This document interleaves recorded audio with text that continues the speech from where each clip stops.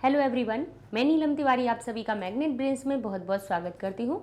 Magnet brains एक ऐसा channel है जहाँ पर आपको किंडरगार्टन से लेकर 12th क्लास तक के सारे वीडियोस बिल्कुल फ्री अवेलेबल करवाए जाते हैं। और ऐसा नहीं है कि आपको स्टार्टिंग के 2 वीडियोस देखने के बाद में कोई भी सब्सक्रिप्शन चार्ज देना हो। 100% फ्री एजुकेशन मिलती है। आप चाहे NTSC, olympiad, JEE, NEET, CUET, banking, SSC, आप जो भी तैयारी करना चाहते हो आपको कोई परेशान होने की ज़रूरत नहीं है, कोई फीस देने की ज़रूरत नहीं है। मैग्नेट ब्रेन्स क्योंकि आपको सब कुछ फ्री अवेलेबल करवाता है। कक्षा 11वीं में संस्कृत हम पढ़ रहे हैं, कोर यानी भास्वती पुस्तक को पढ़ रहे हैं, जिसमें कि हम अपनी षष्ठः पाठ शुक शावको दंतः यानी शुक शावक की जो कहानी है उसको हम पढ़ रहे हैं। उसने क्या कहा? शुक शावको दंतः, शुक शावक ने कहा, उसकी कहानी क्या कहा उसने, उस कहानी को हम पढ़ रहे हैं और उसके 2 भागों को हमने पढ़ लिया। अच्छा, 2 भागों की कहानी क्या हो चुकी है कि वो छोटा सा तोते का बच्चा राजा जो शूद्रक हैं उनको अपनी कहानी बता रहा है। कह रहा है कि मैं वन में विंध्यावटी में रहता था, वहाँ पर एक तालाब का जो कमल होते हैं ना उनका एक तालाब था, सरोवर था, वहाँ पर एक सेमल का पुराना सब वृक्ष था, वहाँ पर मैं रहता था अपने पिता के साथ में। क्योंकि मेरी माता तो जो थी प्रसव पीड़ा के कारण जब मेरा जन्म हुआ उसी समय उनका देहांत हो गया। मेरे पिता मेरा भरण पोषण करते थे, लेकिन अचानक से एक दिन वहाँ पर भीलों का एक झुंड आया। शिकार करने से पूरे जंगल में कोलाहल मच गया, लेकिन फिर धीरे धीरे देखा कि वहाँ से भीलों का सरदार आगे बढ़ता हुआ चला आ रहा है, सारे समूह के साथ में सेनापति चला आ रहा है और फिर वो हमारे ही वृक्ष के नीचे बैठ गया। फिर कुछ देर बाद जलपान करने के बाद में आगे बढ़ गए वो, लेकिन वो उनमें से एक बूढ़ा भील वहाँ पर रह गया और उनने क्या किया कि कुछ देर तक रुक करके पूरे पेड़ को ऊपर तक देखा और देख करके समझ लिया कि इसमें पक्षी रहते हैं, ऐसा मतलब मन में समझ गया, तभी तो चढ़े, नहीं तो क्यों चढ़ने की इच्छा होती।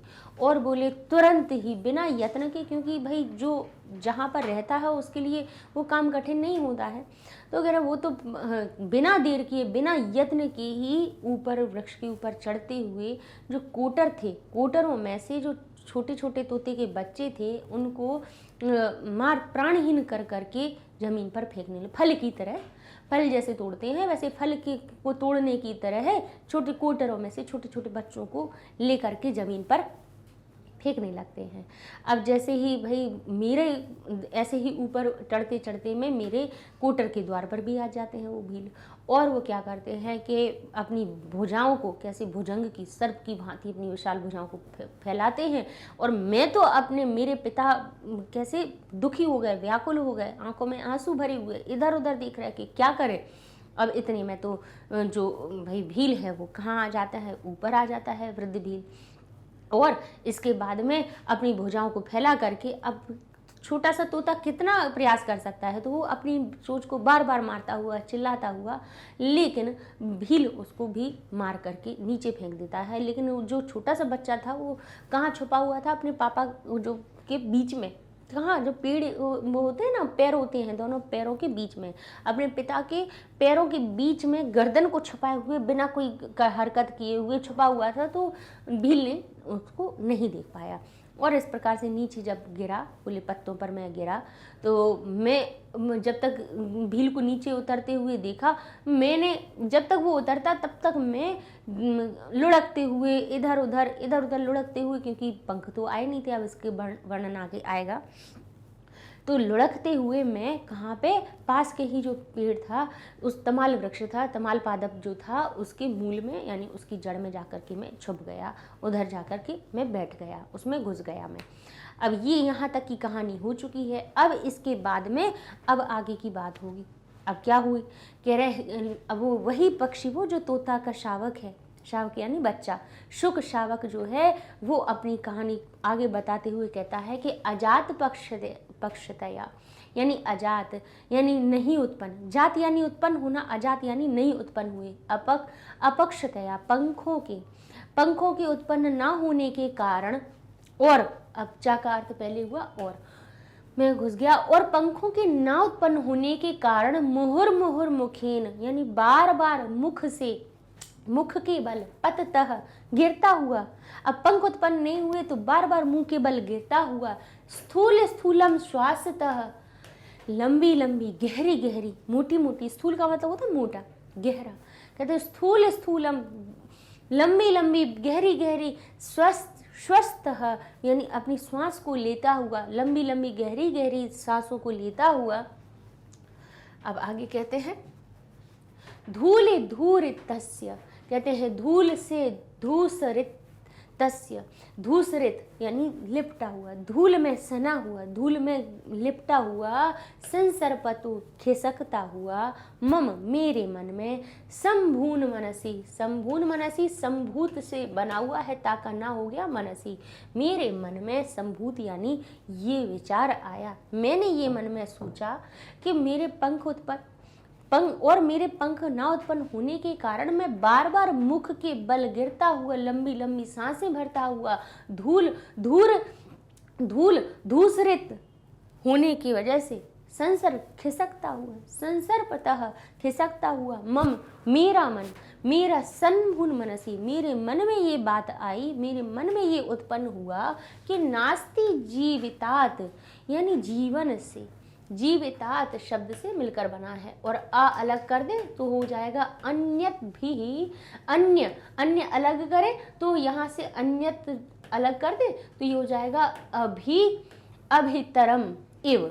अब इसको हम थोड़ा सा यहाँ लिख देते हैं तो आपको जल्दी ही समझ में आ जाएगा। ये लिखा हुआ है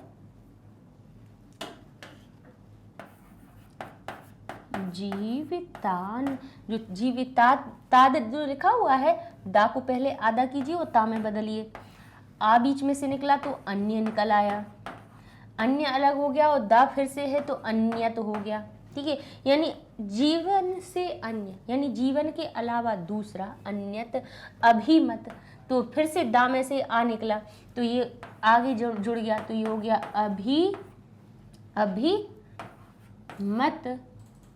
अभिमत तराम, अभिमत अलग कर दिया हमने यहाँ से, अभिमत तरम यानी सबसे बढ़ करके, अभिमित तरम इह यानी इस जगति यानी संसार में।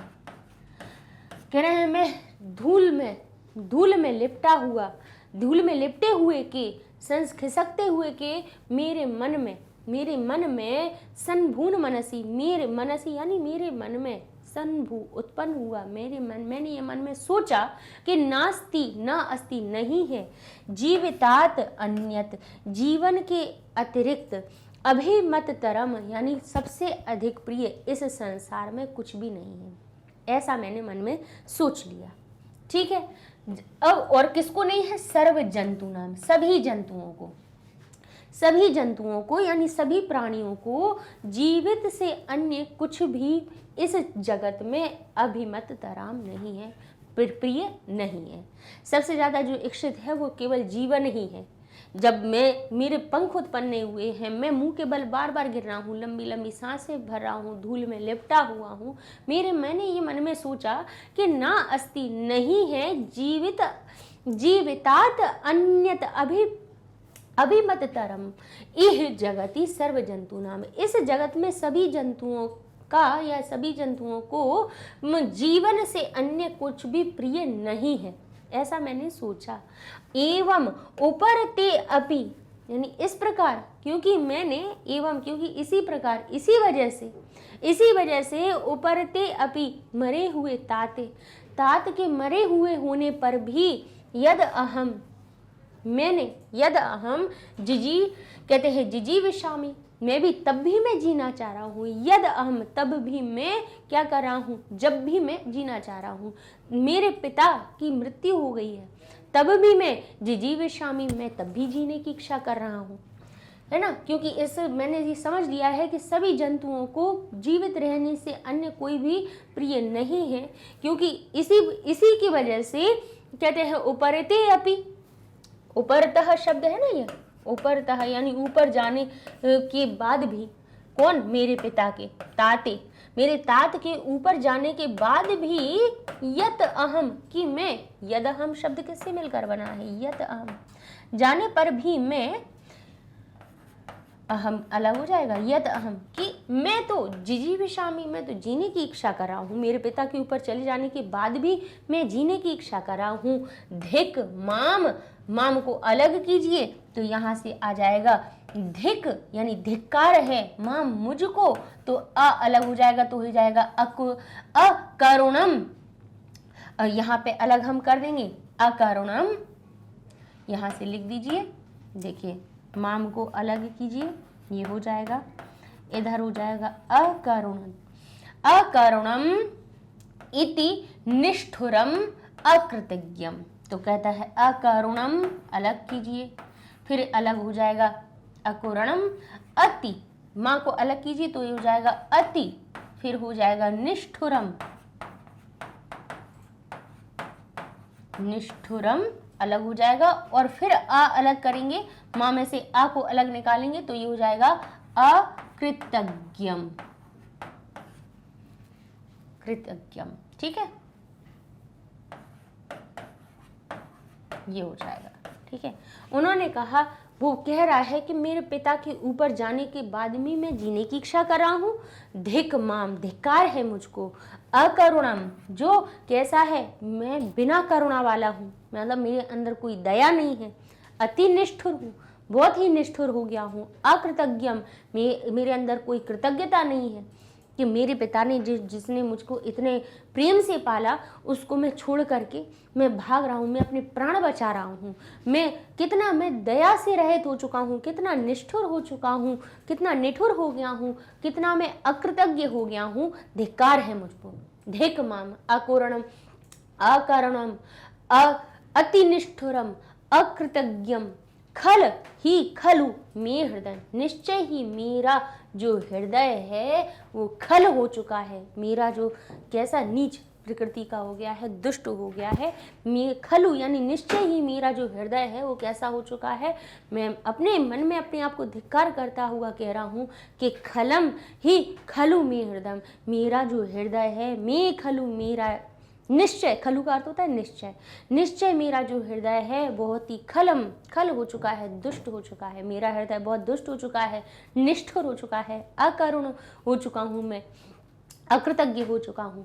तातेन यत कृतम सर्वम, तातेन तात के द्वारा यत कृतम जो कुछ किया गया था, सर्वम सब कुछ, तत् तदेक पदे यानी तत् उसको, तत् यानी उसको, एक पदे एक क्षण में ही, मया एक शब्द में ही, मेरे द्वारा विस्मृतम एक क्षण में ही, एक शब्द में ही मेरे द्वारा विस्मृत कर दिया गया। मैं यानी तातेन मत कृतम, तातनी मत कृतम, मेर यत कृतम जो कुछ किया, सर्वम उस सब को, तत् को, उस सभी चीजों को मैंने एक पदे अलग, तत् को अलग कीजिए तो एक पदे एक क्षण में ही, मया मेरे द्वारा विस्मृत कर दिया गया। सर्वथा ना किंचन खली करोति जीवन आशा, जीवन की आशा खल कर देती है, यानी सर्वथा ना किसको नहीं, सर्वथा, अब वो कह रहा है कि सही बात है कि ये कि बिल्कुल, सर्वथा यानी बिल्कुल कह रहे हैं कि जीवन की आशा किंचन यहाँ पे किम चित अलग हो जाएगा, किसको नहीं, किंचित ना, किंचित जो लिखा हुआ है तो ये किंचिन ना जो लिखा हुआ है किससे बन रहा है, किम और चित से सो जाएगा। कह रहे हैं कि जीवन की आशा किसको बिल्कुल खली यानी दुष्ट नहीं कर देती है, किसको स्वार्थी नहीं बना देती है, किसको दुष्ट नहीं बना देती है। ये जीवन की आशा, जीवन का अलग हो जाए, जीवन और आशा शब्द से जीवन आशा बना हुआ है, जीवन आशा नहीं होगा, जीवन आशा पढ़िएगा, उसको जीवन आशा नहीं पढ़ लीजिएगा, है ना, कि जीवन आशा कर देती है कि जीव को नष्ट करने वाली नहीं, जीवन आशा, जीवन की आशा खली करोती, सर्वथा ना किंचन किंचित न, किसको खल नहीं कर देती है, जीवन जीने की आशा किसको खल नहीं कर देती है, यत कि किसको खल नहीं कर देती, किसको दुष्ट नहीं कर देती है, कि ईद्रगवस्थमपि, इस प्रकार की अवस्था में भी, ईद्रक अलग हो जाएगा, ये का को गा को का बना देंगे, आ अलग निकल जाएगा तो यहाँ पे अवस्थमपि बन जाएगा कि यत, क्योंकि ये यत अलग हो जाएगा यद शब्द से, इसका अर्थ होता है कि कि ईदृक अवस्थमपि, कि इस प्रकार की अवस्था में भी माम मुझको आयासयति जलाभिलाषा, कि मुझको जल की अभिलाषा इस स्थिति में भी आयासयति, मुझको प्रयासरत है, मुझको प्रयासरत कर रही है। जल की अभिलाषा, ऐसी परिस्थिति में भी भाई, क्योंकि जीने की इच्छा है ना, बोले बिल्कुल दुष्ट कर दी। जीवन की जो आशा, जीवन जीने की जो आशा होती है ना, वो हर एक को स्वार्थी और नीच बना देती है, दुष्ट बना देती है। कि इस प्रकार की अवस्था में भी मेरे अंदर भी खुद शक्ति नहीं है, मेरे पिता का देहांत हो गया, लेकिन फिर भी इस प्रकार की अवस्था में भी मुझको जल की जो अभिलाषा है, मुझको क्या कर रही है, आयासयति, मुझको प्रयासरत रखे हुए है। जीवन जीने के लिए मुझको क्या कर रही है, प्रयासरत कर रही है कि भाई पानी पिए, प्यास लग रही है तो पानी पीना है, तो नहीं पिएंगे तो मर जाएंगे, यानी जीवन जीने की इच्छा है ना, वही अभिलाषा मुझको बार बार प्रयास कर रही है। ऐसी अवस्था में भी मुझको प्रयासरत रखे हुए है। दिवशस्य, और दिवश का च इयम अति कष्टा दशावर्ते, चेयम जो शब्द है च और इयम शब्द से मिलकर बना है कि इस कैसे है, इयम दिवशस्य, इस दिन की, और इस दिन की जो कष्टा दशा वर्तते, और ये जो है ना इस समय की च इयम इति कष्टा कहते हैं, और दिवस की जो दशा है वो अति कष्टा वर्तते, बहुत ही कष्टदायक है। यहाँ पे अति हो जाएगा, अति, और ये हो जाएगा कष्टा वर्तते, अलग हो जाएगा। यानी इस दिन, और इस दिन की इयम को पहले अलग करें हम, ठीक है ना, तो ये हो जाएगा हमारा इयम, इयम का अर्थ हुआ, पहले च करो, च का अर्थ हुआ और इस दिन की अति कष्टा दशा वर्तती, और इस दिन की जो दशा है वो तो बहुत ही अत्यधिक कठिन है, बहुत ही अत्यधिक कठिन है।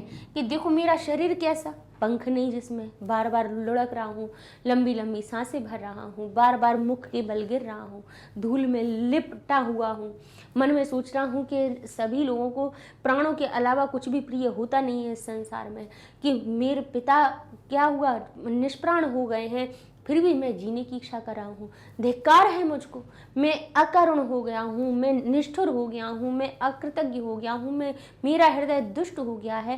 तात ने मेरे लिए जो कुछ भी किया उसको मैं एक पद में, एक शब्द में मेरे द्वारा विस्मृत कर दिया गया।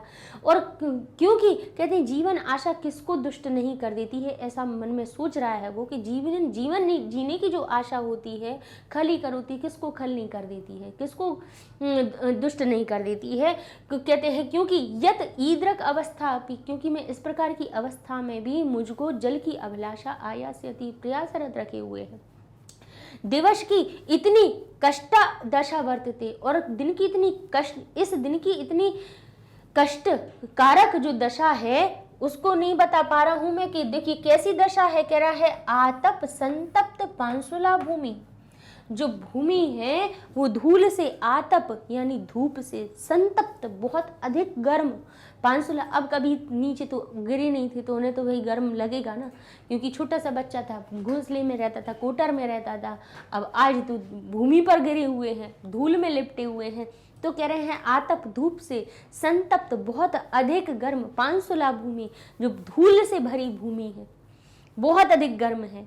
और क्या क्या पिपासा वसन, अब देखिए पिपासा अवसन्नानी, यानी पिपासा से, प्यास से व्याकुल हो गए, यानी सुन्न हो गए मेरे जो, क्या कहते हैं, यहाँ से पहले हम ना को अलग करके, अलम को अलग करके अंगकानी अलग कर देंगे। पिपासा अवसन्नानी अंगकानी, यानी प्यास से सुन्न हो गए अंग, कह रहे हैं ना अलम, यानी थोड़े से भी गंतुम अल्पमपि में, मेरे जो अंग हैं, मेरे जो अंग कैसे हो गए थे, पिपासा से अवसन्न, सुन्न पड़ गए थे, प्यास से सुन्न हो गए थे मेरे अंग, अलम यानी थोड़ा सा भी, पर्याप्त थोड़े से भी जाने में समर्थ नहीं थे। अल्पम अपि, इसको अलग करें, माँ को अलग करें तो अल्प अलग निकल जाएगा, अल्पम में से भी मैं यहाँ से अलग कीजिए, अल्पम हो जाएगा तो अपि अलग निकल जाएगा, यानी थोड़े से भी मेरे अंग कैसे चलने में समर्थ नहीं थे। गंतुम यानी जाने के लिए समर्थ नहीं हो पा रहे थे। कहने थे दिवस उस दिन की, कह रहे हैं उस दिन, वह दिन कैसा था, इयम दिवसस्य अति कष्टा दशा वर्तते, इस दिन की अत्यधिक दशा कष्ट प्रदायक थी। कहते हैं आतप संतप्त पांसुला भूमि, यानी धूप से तपी हुई धूल भरी भूमि, पिपासा अवसन्नानी अंग कानी, मेरे पिपासा से सुन्न हुए अंग, कहते हैं ना अलम, थोड़े से भी मेरे अंग, गंतुम अल्पमपि, थोड़े से भी, अल्पम अपि, थोड़े से भी जाने में समर्थ नहीं थी। और आगे क्या कहता है, कहता है अप्रभु रसम्यात्मनः। अब ये किससे मिलकर बना है, तो रा को पहले तोड़िए विसर्ग से, आधे रा को विसर्ग में बदल दीजिए तो हो जाएगा अप्रभु, यानी प्रभु यानी स्वामी, अप्रभु यानी जो स्वामी ना हो, यानी मालिक ना हो, यानी असमर्थ, असहाय। ठीक है, फिर इसमें से अ अलग निकला, सम्य जो लिखा हुआ है इसमें से हमने जो ये जो माँ लिया और या को ई में बदला, तो ये जो सा के बाद में जो माँ था आधा, वो छोटी में परिवर्तित हो गया, तो ये अस्मि बन गया। तो ये हमारा शब्द किससे मिलकर बना है, अ प्रभु अस्मि और आत्मनः, यानी मैं स्वयं कैसा हो गया था, अप्रभु अस्मि, मैं स्वयं असहाय हो गया था। सीदति में हृदय, मेरा हृदय, सीदति बहुत अधिक दुखी हो रहा था, सीदति बहुत दुख प्राप्त हो रहा था मेरे हृदय को अत्यधिक दुख प्राप्त हो रहा था, क्योंकि मेरा आत्मनः, मैं स्वयं अप्रभु अस्मि, मैं स्वयं असहाय हो गया था।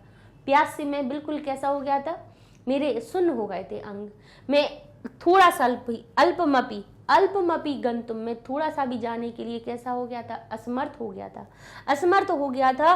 अप्रभु अस्मि आत्मनः, और मैं असहाय हो गया था, अप्रभु हो गया था। मेरा हृदय सीदति, दुखी हो रहा था, मेरा हृदय दुखी हो रहा था।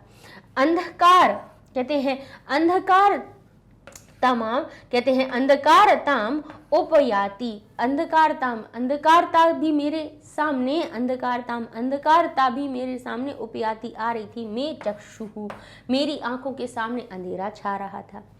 अपि नाम खलो, क्योंकि अब वो सोच रहा था कि निश्चय ही, खलु यानी निश्चय ही, विधि के, क्या मैं, अब वो आज मन में सोच रहा है कि क्या मैं आज निश्चय ही, विधिर, अब आदि इसको हम तोड़ के हम आपको बताते हैं, विधिर निक्षातो अपि जो लिखा हुआ है किससे मिलकर बना है, विधि ही, विधि अलग कीजिए, ठीक है, विधि अलग हुआ।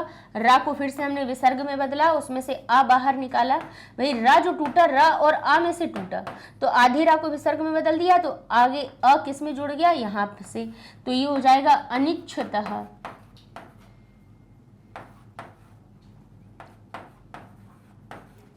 अनिच्छतः अपि, में मरणम अलग हो जाएगा, अद्यैव अलग हो जाएगा, अद्यैव में से ओ की मात्रा हो तो ये हो जाएगा उपपाद्येत, अलग हो जाएगा। तो कह रहे हैं क्या आज वो कह रहा है कि आज ही मरणम उपाद्येत, आज ही मैं मर जाऊंगा। कैसे मर जाऊंगा आज, अब वो सोचता है क्या मैं निश्चय ही, क्योंकि मेरे आंखों के आगे अंधेरा छा रहा है, और मैं सोच रहा हूं कि अपिनाम खलो, कि आज मैं जो विधि की अनिक्षा होते हुए भी, आज मेरी विधि यानी विधान जो भगवान है, कि भगवान की अनिक्षा के होते हुए भी आज ही मैं मरने की ओर जा रहा हूँ, आज मेरा मरना निश्चित है, ऐसा उसने मन में सोच लिया। खलु यानी निश्चय है, ऐसा आज उसने सोच लिया कि आज मेरा निश्चित ही विधि की अनिक्षा के विरुद्ध होते हुए भी मेरा मरण अद्यैव, आज ही उपबाध्येत, आज ही संपन्न हो जाएगा, आज ही मेरा मरना तय हो जाएगा, ऐसा उसने मन में सोचा। क्योंकि उसकी अवस्था उस प्रकार की हो रही थी, प्यास से वो इतना व्याकुल हो चुका था और धूप लग रही थी, गर्म भूमि थी, तो इस प्रकार की बड़ी विकल दशा हो रही थी उस प्रकार उस बच्चे की। तो यहाँ पर आप शब्दार्थ जरूर देख लेते हैं। अजात पक्षया, भाई ज़्यादा देर तक बोलेंगे और हमें बहुत ही अधिक करुणा आ जाती है किसी भी भाई छोटे से बच्चे की, भाई भले ही चाहे वो शुक का हो या किसी भी जीव जंतुओं का हो, छोटे से बच्चे की क्या दशा होती है अपन को समझ सकते हैं उस चीज़ को। अजात पक्षतया यानी अजात यानी उत्पन्न ना हुए हों जिसके, पक्षतया पंख के उत्पन्न ना होने के कारण। श्वस्तः यानी सांस लेते हुए, संसर्पतः यानी रेंगते हुए, अभिमततरम यानी अभिमततरम का अर्थ क्या हुआ, प्रियतम या अभीष्टतर, सबसे अधिक प्रिय। जिजीवशामी यानी जीना चाहता हूँ। आगे लिखा है आयासयति यानी प्रयासरत कर रही है। कौन प्रयास कर रही थी, जल अभिलाषा, है ना। आतप संतप्त पांसुला, आतप जो लिखा हुआ है, आतप यानी धूप से, संतप्त बहुत अधिक तपी हुई, धूल वाली, पांसुला यानी धूल वाली भूमि। आगे भूमि शब्द इसी के साथ में आया है। लिखा है पिपासा अवसन्नानी यानी प्यास के कारण अपना कार्य करने में असमर्थ यानी सुन्न पड़े हुए। सीदति यानी दुखी हो रहा है। अब प्रस्तुत गद्यांश में शुक शावक की व्याकुल स्थिति और मनोदशा का मार्मिक चित्रण प्रस्तुत किया गया है। पंख उत्पन्न ना होने से बार बार मुंह के बल गिरते हुए, बड़े बड़े श्वास लेते हुए, धूल से लथपथ रेंगते हुए मेरे मन में सोचा कि इस संसार में जीवन के अलावा समस्त प्राणियों का कुछ भी प्रियतर नहीं है। इसलिए ही पिता के मर जाने पर भी मैं जीवित रहना चाहता हूँ। मुझ निर्दयी, कठोर और कृतज्ञ को मुझको धिक्कार है। निश्चय ही मेरा हृदय दुष्ट हो जो है कि पिता के द्वारा मेरे लिए जो किया गया वह मेरे द्वारा तत्काल ही भुला दिया गया। जीने की आशा किसको धृष्ट नहीं कर देती है, ऐसे ही मुझको आज धृष्ट कर दिया है उन्होंने। क्योंकि ऐसी अवस्था में भी जल की इच्छा मुझे प्रयत्नशील कर रही है और दिन का ये अत्यंत कष्टदायक समय है। ये समय कैसा है, अत्यंत कष्टदायक है कि भूमि धूप से तपी हुई धूल वाली है। प्यास के कारण मेरे थोड़े से भी अंग चलने में समर्थ नहीं है। मेरा स्वयं पर नियंत्रण नहीं रहा। मेरा हृदय अत्यंत दुखी है। मेरी आंखों के सामने अंधेरा छा रहा है।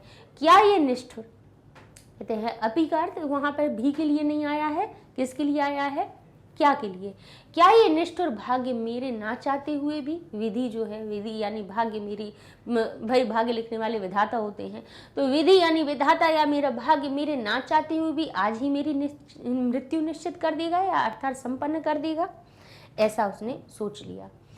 अब यहाँ पे संधि विच्छेद देख लेते हैं किन किन शब्दों से मिलकर बना है। ये जो र आया हुआ है यहाँ पर मुहु के बाद मुहुर और मुहुर जो 2 बार आया हुआ है, ये दोनों ही रत्व संधि से आए हुए हैं। ठीक है, मूल शब्द है मुहु। ठीक है, तो इस प्रकार से भाई रत्व संधि के नियम हमने कई बार पढ़ाए हैं। विसर्ग के बाद में यारा लावा हा हो, या फिर ये तुरंत बाद वाला अक्षर यारा लावा हा हो, या तीसरा चौथा पांचवा अक्षर हो, या कोई स्वर हो, तो और उसके विसर्ग के पहले वाले व्यंजन में भी कोई दूसरा स्वर हो आ को छोड़ करके, तो विसर्ग रा में बदल जाता है। तो ये हम आपको नियम कई बार करवा चुके हैं, हम बता चुके हैं। ठीक है, तो ये रत्व संधि का नियम यहाँ पे लगा है। आगे लिखा है जीवितात, यहाँ से ता को अलग कीजिए तो अन्यत अलग निकल आएगा, फिर अ इसमें जुड़ जाएगा तो अभिमत तर इह अलग हो जाएगा। तरम को अलग कर देंगे और इह अलग निकल आएगा। ठीक है, धिक माम जो लिखा हुआ है किससे मिलकर बना है, धिक और माम से। ठीक है, यदि द्रगवस्थपि किससे मिलकर बना है, यत ईद्रक अलग कर देंगे और गा को पहले का में बदला हमने, ये जो का था वही जैसे तो संधि का नियम हुआ, केवल दा का ता में परिवर्तन नहीं होता है, गा का भी का में होता है, तीसरा वर्ण पहले में परिवर्तित होता है। ठीक है, जब संधि विग्रह करते हैं तब, तो गा को का में बदला, आ निकला तो अवस्थ अलग किया उसमें। जलाभिलाषा जो है तो जल और अभिलाषा शब्द से मिलकर बनी हुई है।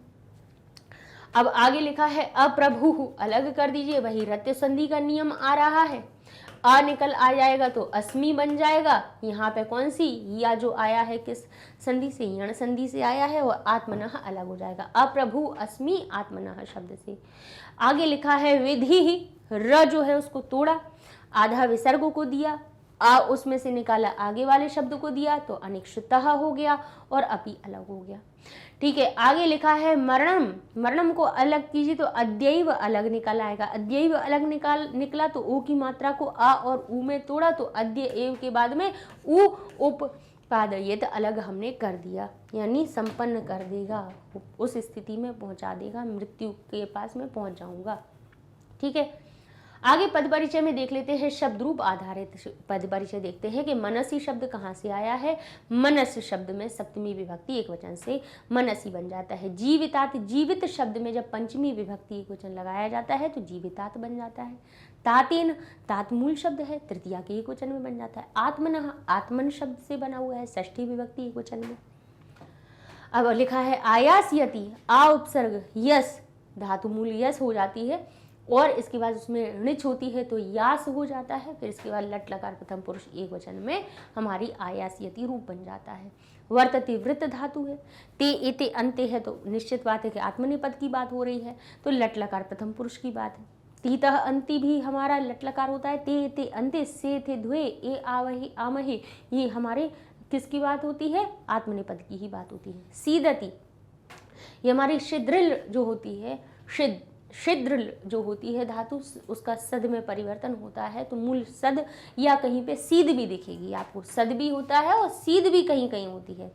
ठीक है, सीध धातु होती है, सद भी उसका रूप दिखता है, सीध भी दिखता है, जिसके लट लकार प्रथम पुरुष एक वचन में सीदति रूप बन जाते हैं। ठीक है, अच्छा अब समास देख लेते हैं।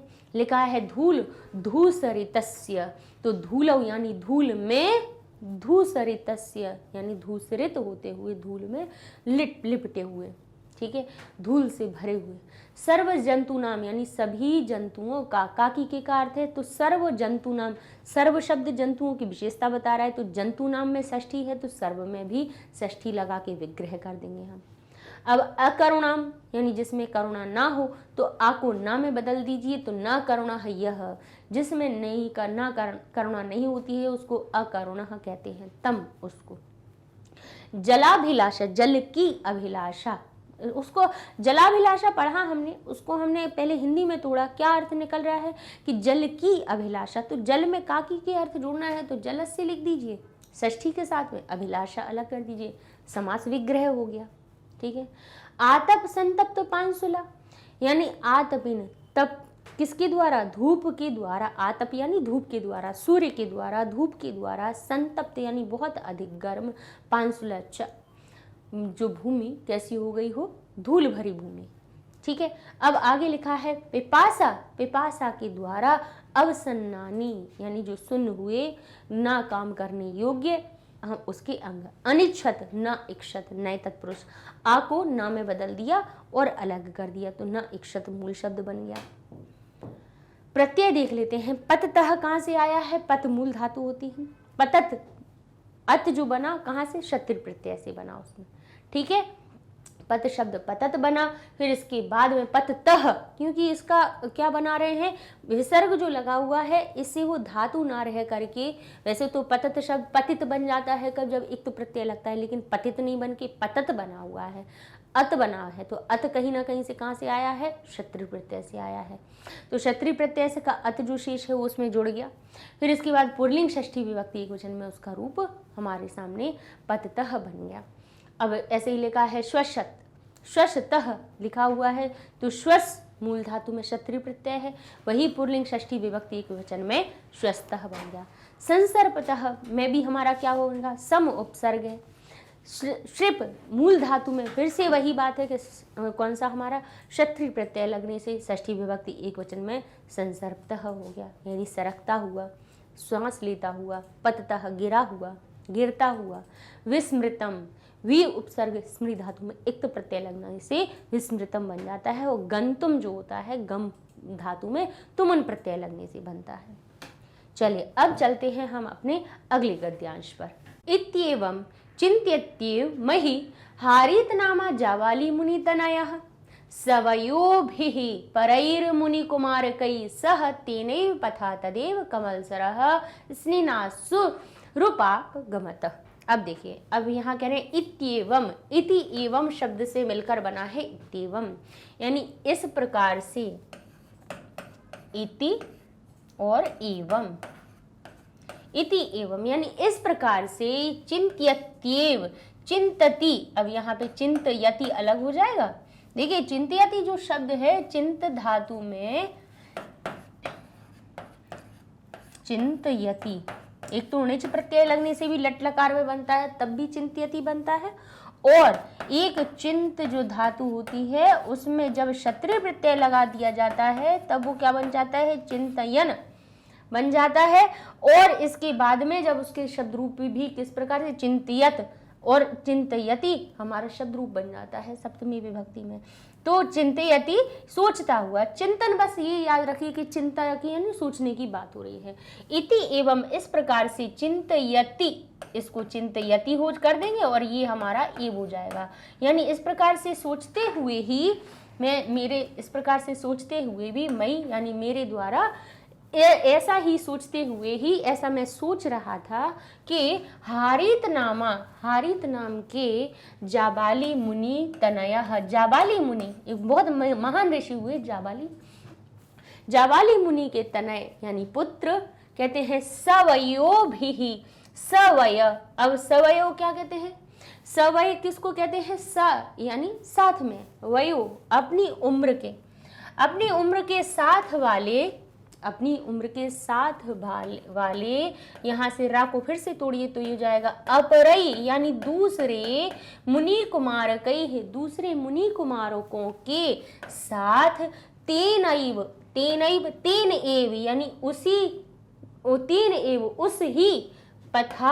उसी पथ पर, उसी रास्ते पे, तदेव ततएव तब ही, कमल सर वही के, तदेव उसी, जो तदेव यानी उसी कमल सर में, जिस कमल सर के पास की बात हो रही थी, सीमल का पेड़ तो कहाँ था, वो सबसे पहले जब शुरुआत हुई है अपने इस गद्यांश की, तभी उसने बताया था, जो तोता अपने बारे में बता रहा, कह रहा था कि विंध्यवटी में एक कमल का तालाब है, उसके पास में एक कैसा पुराना सेमल का वृक्ष था, वहीं पर मैं रहता था।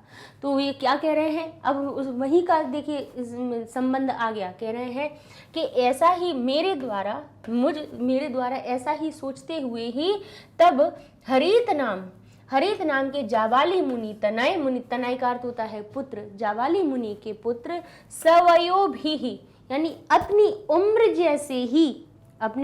जैसे ही अपरैह दूसरे मुनि कुमार कई, दूसरी मुनि कुमारकों के साथ, तेनैव उस ही पथ पर, तदेव उसी कमल सर में, स्नान करने की इच्छा से, कहते हैं स्नेनासु, सुहु अलग कर देंगे तो ये हो जाएगा उपागमत, यानी वहीं पर उसी सरोवर के पास आ गए, उसी पथ पर, कहाँ पर, उसी पथ पर, उसी कमल सरोवर में, जिस कमल सरोवर की बात, स्नान करने की इच्छा से आए, स्नेनासु स्नान करने की इच्छा से, उपागमत आए। ठीक है, उसी समय पे देखिए जब विधाता प्राण की रक्षा करते हैं तो सब संभव हो जाता है कि उसी समय पे जब मैं ऐसा सोच रहा था कि आज तो मेरी इच्छा के विरुद्ध, मेरे ना चाहते हुए भी मेरा भाग्य में मरना नहीं है, लेकिन आज ये स्थिति मुझको मार कर ही मानेगी, मुझको मृत्यु तक ही पहुंचाकर मानेगी ये स्थिति मेरी। लेकिन तभी ऐसा सोचते हुए भी, मेरा इस प्रकार से सोचते हुए भी हरित नाम के जाबाली मुनि के कुमार सवयो यानी अपनी उम्र जैसे ही, अपरैर मुनि कुमार कई सह दूसरे मुनि कुमारकों के साथ, तेनैव पथा उसी रास्ते से, जिस रास्ते में तदेव कमल सरह, जहाँ पर वो कमल सर था, उसी कमल के सरोवर में स्नान करने के लिए आ गए। तो कहते हैं प्रायण, अब यहाँ पे सताम चेतांसी की बात बता रहे हैं, सताम चेतांसी भवंती, यानी सज्जनों का जो हृदय होता है, मन कैसा होता है, उसके बारे में कह रहे हैं कि प्रायण यानी प्रायः ये दिखाया गया कि प्रायण अकारण मित्रताणी, अब यहाँ पे हम कहेंगे अकारण अलग कर दीजिए, अकारण और फिर इधर कीजिए तो अमित्र अलग आ जाएगा, अमित्राणी अलग हो जाएगा, ना में ई बना देंगे और ये हो जाएगा, फिर से आ जाएगा तो अति करुणा, और करुणा अलग कर देंगे तो यहाँ पे आद्राणी अलग हो जाएगा। ठीक है, सभी में आ निकल के आ रहा है। तो कह रहे हैं कि सताम चेतांसी यानी सज्जनों का जो चित्त होता है वो प्रायः अकारण मित्राणी, अकारण ही मित्रता कर लेते हैं, अकारण ही मित्रता करने वाले होते हैं, अति करुण होते हैं, अति करुण हृदय वाले होते हैं, आद्राणी च भवंती। और कहते आद्र किसको कहते हैं? जिसका भावुक हो जाए मन, जिसका मन भावुक हो जाए। भाई कठोर कैसे व्यक्ति होते हैं कि उसके सामने कितनी भी करुण बात हो रही हो, कितना भी कैसी भी विषम परिस्थिति हो, लेकिन उनकी आंखों में नहीं कहते कि तुम्हारा हृदय नहीं पसीजा, तुम्हारे हृदय में जरा भी करुणा नहीं है, तुम्हारा कितना पत्थर का हृदय है, पत्थर को पसीना नहीं आता, ऐसी हम बातें करते हैं। तो यहाँ पे आद्राणी यही इसी के लिए है कि कोमल होते हैं, यानी उनके अंदर आर्द्रता होती है, यानी उनके अंदर नमी होती। नमी किसकी होती है? प्रेम की, दया की। तो यहाँ पे कह रहे हैं प्रायेण सताम चेतांसी, प्रायः जो सज्जनों का जो चित्त होता है वो अकारण मित्राणी, अकारण ही मित्रता करने वाला होता है, अति करुणा, अति करुणा से भरा हुआ होता है, आद्राणी, अति करुणा आद्राणी, करुणा से भरा हुआ होता है, करुण हृदय होता है। करुणा, भाई करुणा जिसके अंदर होती है उसके अंदर प्रेम भी होता है, और प्रेम में अश्रु भी निकलते हैं तो आर्द्रता भी होती है। तो ये अर्थ इसी प्रकार से निकल रहा है। कह रहे हैं प्रायण जो सज्जनों का चित्त होता है वो इस प्रकार का होता है। यतः सह, क्योंकि वे कहते हैं लिखा हुआ है तद, यहाँ पे भाई तद लिखा हुआ है, ये तद होना चाहिए, इसको तट नहीं होगा, तट अवस्था नहीं होगी, तद अवस्था हो जाएगी। तद अवस्थम अवलोक्य, क्योंकि उन्होंने क्या किया? तद अवस्थम अवलोक्य, उस अवस्था को, माम मुझको, उस अवस्था में मुझको देख करके मुझको क्या किया? सरह अलग कर दीजिए, तीरम अलग कर दीजिए, आन ययत अलग हो जाएगा। कहते हैं मुझको उस अवस्था में देख करके, उस अवस्था को देख करके मुझको सरह तीरम आनयत, सर के तीर यानी किसके? सर यानी तालाब के तीर किनारे पर लेकर आए। स्वयं च, कहते हैं च आदाय, और च आदाय अलग हो जाएगा, स्वयं च, और स्वयं आदाय लेकर के क्या? जल बिंदून अपाययत, और सलिल की बिंदुएं और जल की बिंदुएं ले करके, आदाय यानी ले करके, अपाययत और मुझको पिलाया। और स्वयं उन्होंने, और स्वयं क्या किया उन्होंने? जल की बिंदुएं, सलिल बिंदु, सलिल यानी जल की बिंदुओं को ले करके मुझको पिलाया, अपाययत मुझको पिलाया। कहते हैं सम उपजात प्राणम माम, और मुझको सम उपजात प्राण दे करके, पानी मुझको पिला करके, यानी पानी पीने से मुझको ऐसा लगा मेरे अंदर प्राण आ गए। तो कह रहे हैं सम उपजात प्राणम माम, मुझको प्राण दे करके, छायायाम निधाय अकरोत, छाया में रख करके, स्नान विधिम, उन्होंने स्नान विधि को किया। छायायाम निधाय यानी छाया में रख करके, स्नान विधिम अकरोत, फिर उन्होंने स्नान विधि को किया। उन्होंने मुझको सम उपजात प्राणम माम, मुझको प्राण दे करके, छायायाम निधाय छाया में रख करके, स्नान विधिम अकरोत, स्नान विधि को किया। अभिषेक अवसाने, अभिषेक अवसाने जो लिखा हुआ है, अभिषेक का अवसाने का अर्थ हुआ अभिषेक के कर लेने के बाद, स्नान विधि को करने के बाद, सकलेन सभी के द्वारा, मुनि कुमार कदम्बकेन, सभी, सकलेन यानी पहले सकल हुआ शब्द, मुनि कुमार कंदकेन में हमारे कदम्बकेन जो शब्द था इसमें तृतीया थी, और इसकी विभक्ति, इसका विशेषण बनना था सकल शब्द, तो उसमें भी तृतीया आई, तो अर्थ तो सभी ही अकेला हम निकालेंगे हिंदी में। अभिषेक अवसाने यानी अभिषेक करने के पश्चात, स्नान करने के पश्चात, सभी मुनि कुमार के समूह के द्वारा अलग हो जाएगा, अनुगम्यमानः माम गृहीत्वा तपोवनम अगच्छत। कहते हैं सभी मुनि कुमारों के द्वारा, सभी मुनि कुमारों के द्वारा, अनुगम्यमानः पीछे पीछे जाता हुआ, मुझको गृहीत्वा ले करके, तपोवनम अगच्छत, मुझको ले करके तपोवन में पहुंच गए, यानी अपने आश्रम में लेकर के पहुंच गए। अगच्छत यानी गए। इस प्रकार से ये कथा होती है समाप्त। यानी कैसे, कितने संघर्ष से अपने आप को जीवित रखने की कोशिश करने वाला शुक शावक जाबाली मुनि के पुत्र के द्वारा बचाया गया। तो यहाँ पर एक देखिए, इस कथा में दो प्रकार के व्यक्तियों के बारे में भी बताया गया है कि एक कैसे हृदय, कठोर हृदय वाले कैसे होते हैं और करुण हृदय वाले व्यक्ति कैसे होते हैं। निष्कारण किसी की हत्या कर देना, या फिर हम मान लेते हैं कि चलिए कि भोज्य पदार्थ के अपने भोजन के लिए किसी को मार देना क्या सही होता है? क्या सिर्फ अपनी भूख को शांत करने के लिए किसी प्राणी की हत्या कर देना कहाँ तक सार्थक होता है? ये स्वयं में आत्मचिंतन करने वाली बात है, किसी के द्वारा बताने वाली बात नहीं है कि कोई आपको कहे तब आप समझे। सिर्फ स्वयं पर कभी कभी हमें इन चीज़ों को है ना आत्मचिंतन करना चाहिए। ये सारी चीज़ें क्या होती हैं, आत्मचिंतन से स्वयं में आती हैं कि कभी अगर मान लीजिए कि चाकू से आपकी उंगली थोड़ी सी कट जाए, कितनी थोड़ी सी, ज़्यादा नहीं कह रहे, थोड़ी सी कट जाए तो कितनी कष्टदायक होती है।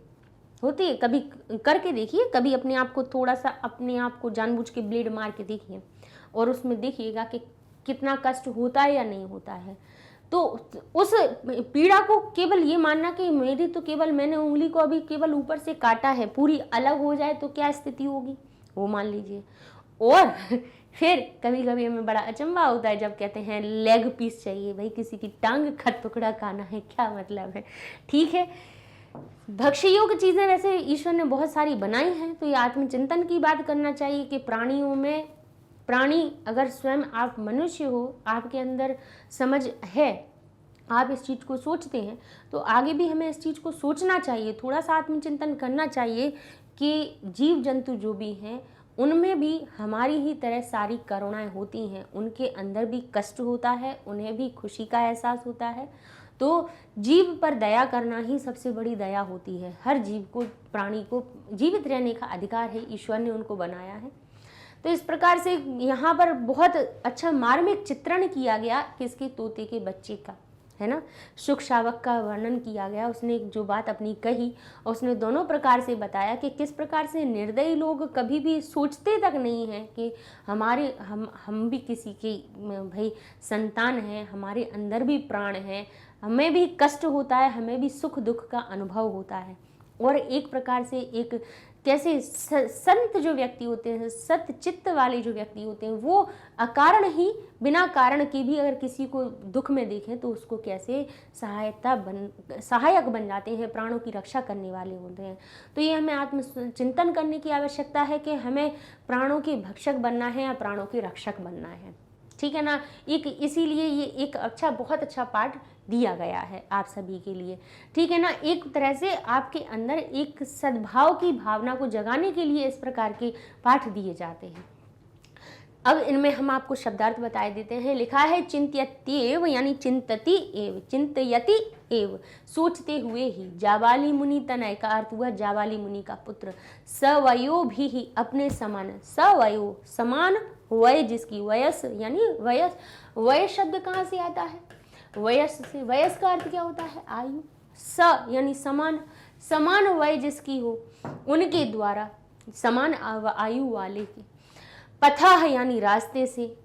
लिखा है शिश्नाशु, शिश्नाशु से स्नान करने की इच्छा। आगे लिखा है चेतांसी यानी हृदय या मन में, ठीक है। सरस तीरम, सरोवर के किनारे। अनाययत यानी ले आया। सम उपजात प्राणम, प्राणों को संचार हो जाने पर। निधाय यानी रख कर, बैठा करके। अनुगम्यमान, अनुकरण किया जाता हुआ। मुनि कुमारों के, मुनि कुमार कदम्ब केन यानी मुनि कुमार, कदम्ब का अर्थ होता है, कदम्बक का अर्थ होता है समूह, ठीक है। मुनि कुमार के समूह के द्वारा, एन लगा है सो के द्वारा का अर्थ बता दिया। अब संदर्भ में प्रस्तुत गद्यांश में जाबाली मुनि के पुत्र हारित द्वारा उस शुक शावक की प्राण रक्षा किए जाने का वर्णन है।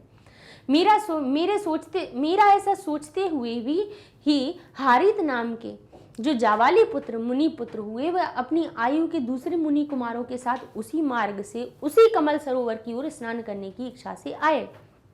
सज्जनों के जो हृदय होते हैं बिना कारण के ही दूसरों के मित्र और दया से आर्द्र होते हैं, क्योंकि उसने उस अवस्था में मुझको देख करके सरोवर तक पहुंचवाया और स्वयं लेकर जल की बूंदें मुझको पिलाई। प्राणों का संचार हो जाने पर मुझे छाया में बैठाकर स्नान विधि को संपन्न किया और स्नान आदि करने के पश्चात मुनि कुमारों के समूह के द्वारा अनुकरण किया जाता हुआ वह मुझे लेकर तपोवन चला गया। ये आपका हो जाता है अनुवाद। ठीक है, अब संधि विच्छेद देखेंगे। इत्येवम किससे, इति और एवं शब्द से मिलकर बना है। चिंत्यत्येव, चिंतति एव, चिंतयति एव से मिलकर बना है। वैसे तो देखिए हम हर एक शब्द को जब आपको पढ़ाते हैं तभी बता देते हैं, लेकिन फिर भी आप समझते जाइए और भी आप लिख लीजिए कहीं पर भी। यहाँ पे क्या हो जाएगा, भी ही किससे हुआ है, रत्व संधि से हुआ है। रा को तोड़ा तो र आ में निकला, आधे रा को विसर्ग में बदला, आ आगे वाले शब्द को दे दिया तो अपरई हो गया। फिर से रा जो आधा आया उसको विसर्ग में बदल दिया और मुनि को अलग किया। मुनि कुमार कई एक ही साथ में था तो मुनि कुमार कई अलग लिख दिया। ठीक है ना, तो ये इत्येवम, इति एवं से मिला। चिंत्यति एव इससे मिलकर बना है। स्वय स वयो भी अपरई मुनि कुमार कई अलग बन गया। तदेव, तत् और एव शब्द से मिलकर बना है। स्निनाशु को अलग करें और रू को तोड़ लेते हैं तो रा में से उ निकल रहा है, तो हम इसको क्या करेंगे, स्निनाशु सिस्नासुहु अलग कर दिया और उपागमत अलग कर दिया हमने। ठीक है, चलिए आगे देख लेते हैं। आगे क्या लिखा है, प्रायण होना चाहिए, ये प्रायण कर लेते हैं हम। प्रायण अलग कीजिए तो अकारण हमारे सामने अकारणम अलग हो जाएगा। अकारण अलग हो जाएगा। अकारण मित्राणी एक ही साथ में है, क्योंकि यहाँ पे अकारण के साथ में अकारण जो है वो हमारा क्या बन रहा है, समास से जुड़ा हुआ है, तो इसको हम अलग नहीं करेंगे, क्योंकि यहाँ पे हमें कहीं पर भी अब भाई अकारणम अलग करें तो इत्राणी कुछ होता नहीं है, मित्राणी हमारा सही शब्द है, अर्थात यहाँ पर हमारे केवल समासिक पद बना हुआ है, तो इसको हम समास में विग्रह कर लेंगे। प्रायण हो गया यानी प्रायः। ठीक है, प्रायण अलग किया, अकारण मित्राणी अलग किया। यहाँ पे जरूर ये जो नियम है हमने आपको बार बार बताते हैं यण संधि के विग्रह का नियम कि य र ल व ये चार अक्षर पूरे दिखें या स्वर से युक्त दिखें तो समझ जाना उस या में से सबसे पहले उसके स्वर को अलग करना, तो इस और उसके पहले आधा व्यंजन दिखे तो समझ जाना यहाँ यण संधि हुई है। तो या में से उसका स्वर निकालो तो आ निकल रहा है तो इसको दे दिया, अतिकरुण को दे दिया तो ये अतिकरुण बन गया। और उस आधे या का क्या करें, आ तो हमने अलग निकाल दिया सो अतिकरुण बन गया, लेकिन उस या का क्या करें, उसको छोटी या बड़ी ई की मात्रा में निकाल दीजिए, जो शब्द यहाँ पर सही बैठ रहा हो उसके हिसाब से। मित्राणी सही हो रहा था, मित्राणी अलग हो गया, अतिकरुणा अलग हो गया और आ के मेल से आद्राणी को अलग कर दिया हमने। ठीक है, आगे लिखा है निधाया अकरोत, तो निधाय को अलग हो जाएंगे, अकरोत अलग हो जाएगा। दो आ के मिलने से बड़े आ की मात्रा का निर्माण हुआ दीर्घ संधि से। चलिए मई शब्द कहाँ से आता है, शब्द पहचान लीजिए। मई हमारे अस्मद की सप्तमी विभक्ति के वचन से आता है। वया भी वय, स का अर्थ तो समान के लिए होता है, स का अर्थ सहित के लिए भी होता है। स जो उपसर्ग होता है सहित का भी अर्थ होता है, सदृश का भी अर्थ बताता है, समान का भी अर्थ बताता है। ठीक है, तो यहाँ पे हमारी तीनों चीजें ही निकल के आती हैं। फिर हम देख लेते हैं कि स का किस चीज में अर्थ आ रहा है। स का अर्थ यहाँ पे समान आया है। वया भी ही, वयस शब्द में भी ही कहाँ लगाया जाता है, तृतीया के बहुवचन में। पथः, पथिन शब्द में जब तृतीया विभक्ति एक वचन बना तो पथा बन जाता है। सताम, सत शब्द में। ठीक है, सत शब्द में कहाँ से आम आया है, पीछे सत में आम कहाँ से आया, षष्ठी के बहुवचन से। आम नाम नाम षष्ठी के बहुवचन से आता है। चेतांशी, चेतश मूल शब्द होता है, सकारांत होता है, द्वितीया के बहुवचन में इसका चेतांशी शब्द बन जाता है। छायायाम, छाया है, याम कहाँ आता है, छाया आकारांत स्त्रीलिंग शब्द है। याम कहाँ आएगा, सप्तमी के एक वचन में आएगा। अब देख लेते हैं धातु, धातु में देख लेते हैं लिखा है उपागमत, तो उप और गम धातु में उप उपसर्ग लग गया तो हमने कहा, तो आप कहेंगे तो उपगम होना चाहिए, उपागमत क्यों हुआ, क्योंकि भाई इसको लंग लकार में बनाया, तो लुंग लकार या लंग लकार में जब हम बनाते हैं तो अ उपसर्ग लग जाता है उसमें, और फिर अ उपसर्ग तो भाई लगता ही है, उप और लगा हुआ था तो उप आ हो गया, फिर गम आ गया। और लंग लकार या और लुंग लकार ये दोनों ही भूतकाल की ही बातें बताते हैं। ठीक है ना, प्रथम पुरुष एक वचन में उपागमत ये हमारा शब्द बन जाता है। ठीक है, आगे लिखा है अनाययत, अनाययत, तो ना धातु होता है किसी नी धातु से, नी यानी लाने का अर्थ, आ उपसर्ग लग गया। ऋच धातु, ऋच प्रत्यय लग जाने से फिर लंग लकार का संयोग होने से उसमें प्रथम पुरुष एकवचन का रूप ये बन जाता है। उपाययत में भी हमारा वही हुआ, पा उपसर्ग, अ कहाँ से आएगा, लंग लकार से आएगा। य कहाँ से आ रहा है, ऋच प्रत्यय से। पा धातु, भाई बड़े आ की मात्रा जो आती है वो भी किससे, ऋच प्रत्यय से आ जाती है, प्रेरणार्थक प्रत्यय होता है हमारा ऋच प्रत्यय, ठीक है। जाबाली मुनि तनयः, जाबाली मुनि के पुत्र, तो जाबाली, पहले तो जाबाली कर ले, मुनि के, मुनि में काकी के का अर्थ निकल रहा है ना, तो मुनि शब्द में षष्ठी लगा देंगे और हमारा विग्रह बन जाएगा जाबाली मुनेः तनयः।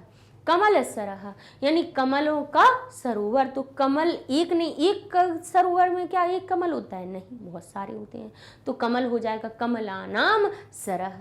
सम उपजात प्राणम, क्या हो जाएगा, सम उपजातः प्राणः, यानी सम उपजात उत्पन्न कर दिए हो प्राण जिसके, उसको सम उपजात प्राणम कहेंगे। आगे चलते हैं, प्रत्यय देख लेते हैं।